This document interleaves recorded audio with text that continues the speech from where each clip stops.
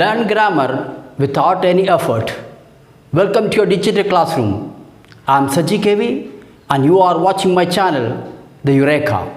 Let's learn phrase and clause. First and foremost, what do we understand by a phrase? Phrase is a group of words. For example, in the morning, at that place, in those days. Here, these words express meaning, but not complete meaning.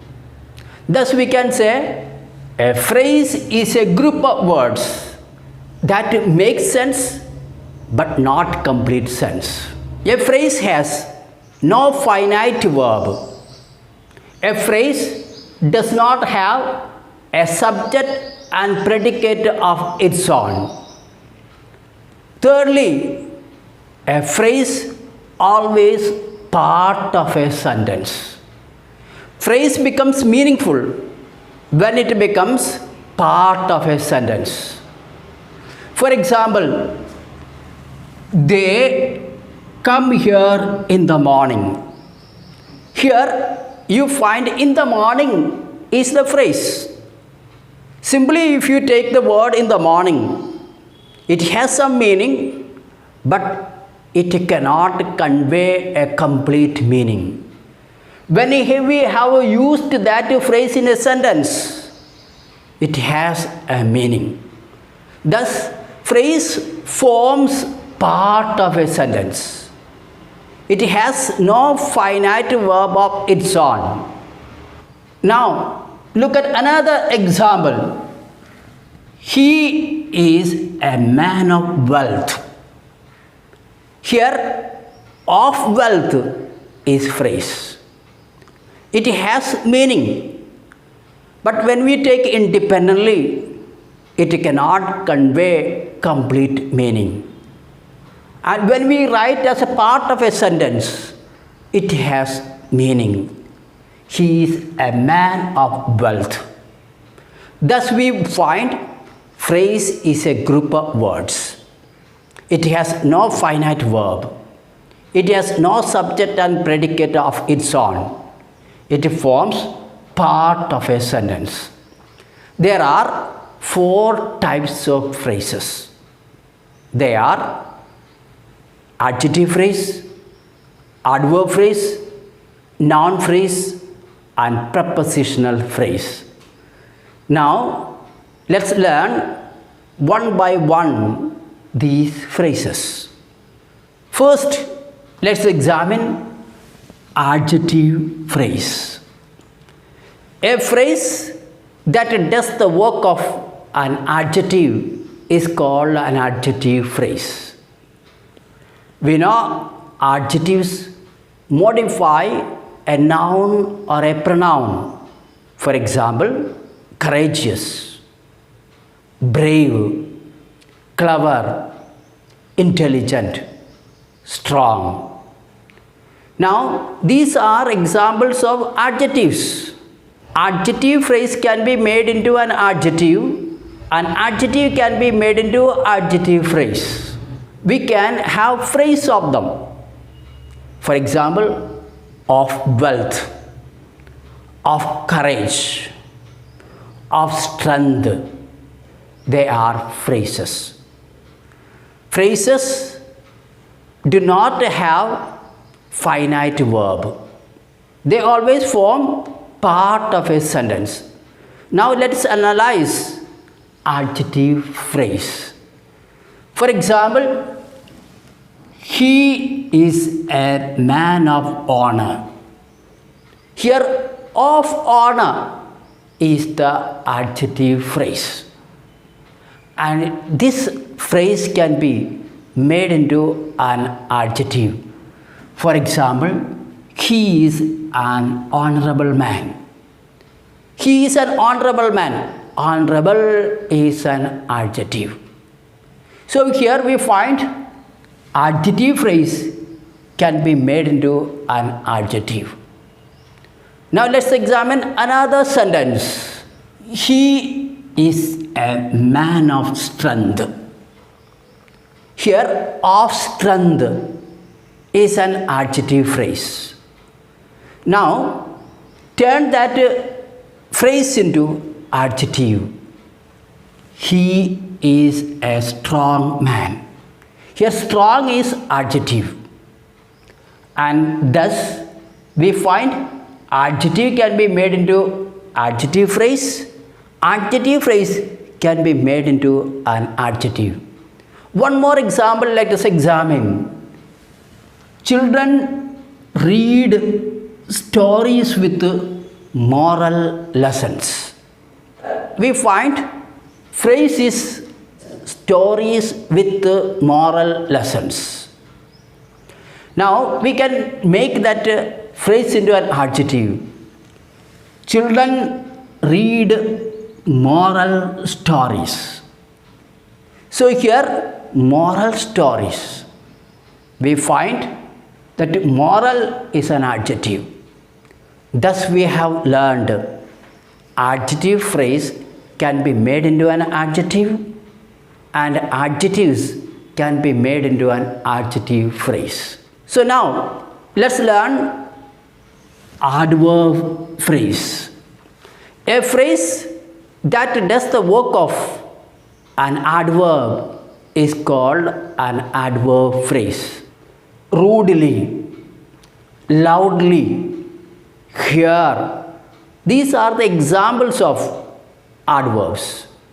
We can turn these adverbs into adverb phrase. For example, in a loud voice at this place. Now let's examine these adverb phrases in a sentence. He behaved with me rudely.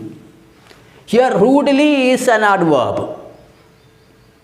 And now, this can be changed into an adverb phrase. He behaved with me in a rude manner. In a rude manner is a phrase that does the work of an adverb. Another example, they came here. Here is an adverb. And we can change that adverb into adverb phrase. For example, came at this place. So here at this place is an adverb phrase. Now let's see another example. They arrived suddenly. So here suddenly is adverb. Now let us change that into a phrase. They arrived all of a sudden. All of a sudden is an adverb phrase. Thus we find adverb can be changed into adverb phrase. An adverb phrase also can be changed into an adverb. Now let's learn noun phrase. A phrase that does the work of a noun is called a noun phrase. Generally, noun phrases are formed by using infinitives or gerund.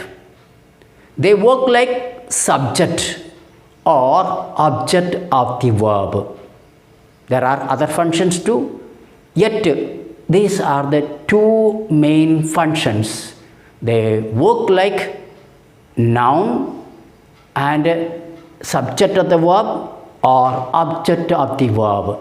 For example, to find fault with others is wrong. Here, to find fault with others is a phrase that does the work of a noun. Another example, telling lies is wrong. Here, telling lies is a phrase and it is a gerund. Telling is gerund.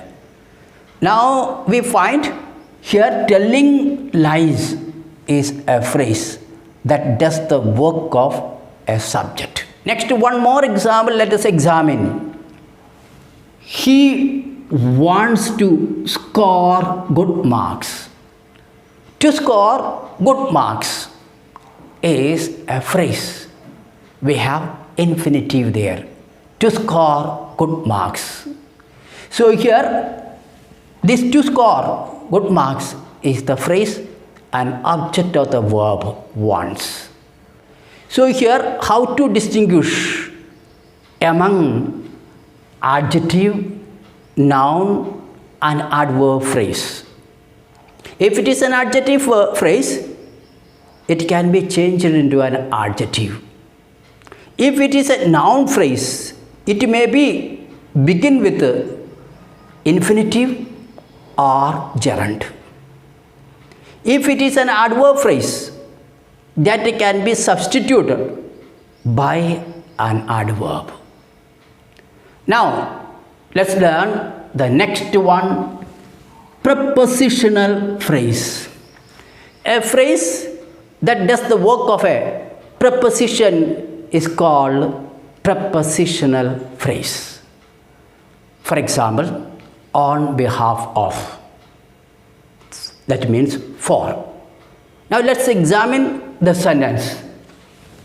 They came here on behalf of the principal.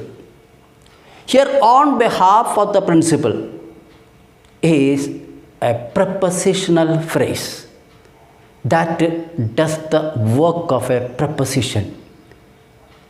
Or another example, they sat in front of the house. In front of the house is a prepositional phrase. Let's examine one more sentence. He was absent on account of his illness.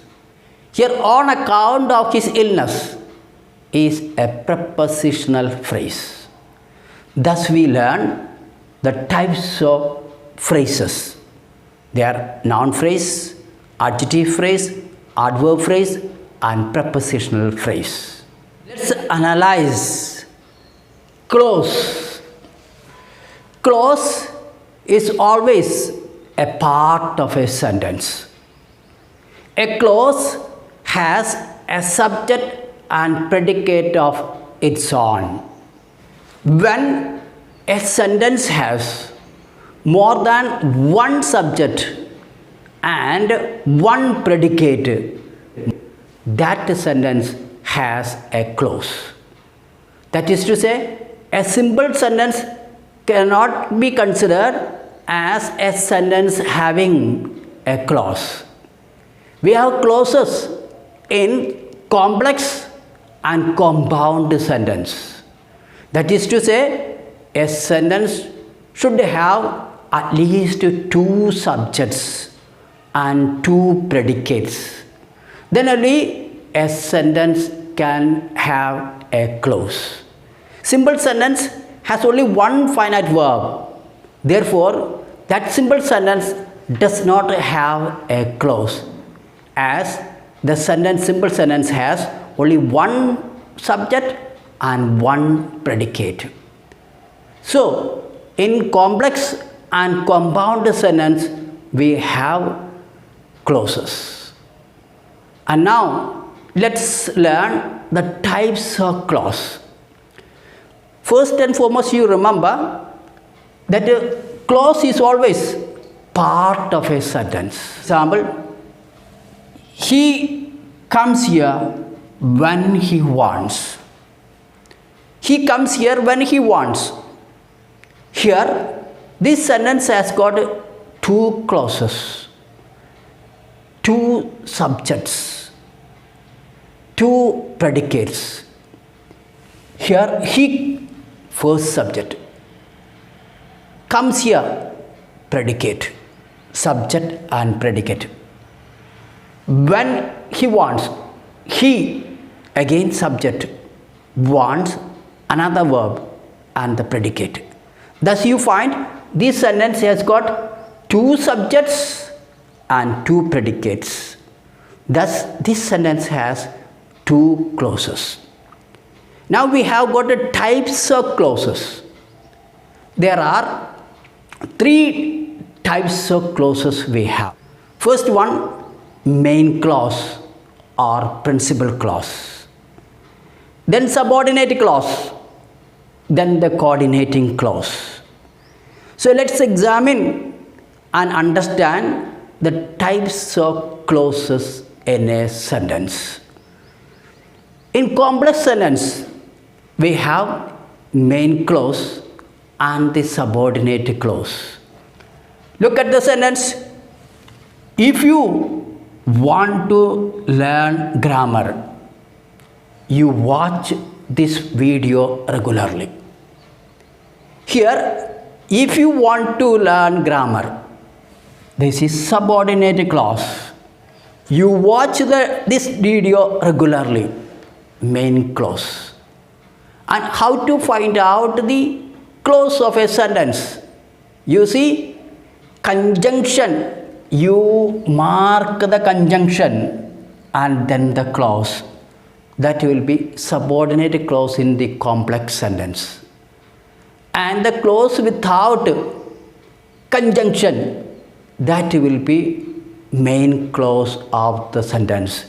You watch this video regularly is the main clause. So here we learn a sentence has got main clause and subordinate clause. Then again, we need to understand the conjunctions and types of conjunctions to identify the type of clauses. You find subordinating conjunctions in complex sentence. And those who have not watched the videos on conjunction, kindly watch the video on conjunction to learn subordinating conjunctions.